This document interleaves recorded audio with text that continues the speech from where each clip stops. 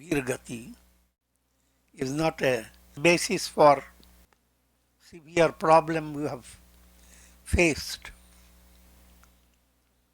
and you emerge transformed. So your previous self has been sacrificed. If you are going in a wrong way, whether you sacrifice or you win, your mind goes after shock, grief.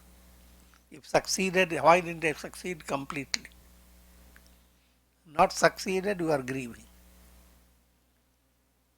But if it is a sublimational movement, then you don't recall the negative experiences. They have simply become forgotten. In your childhood, you have so many negative experiences. But when you have grown out of it, you don't recall them at all.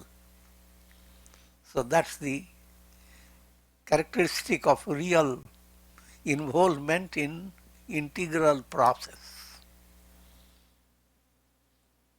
So instead of permitting grief to enter the heart and invade it, permit devotion to God.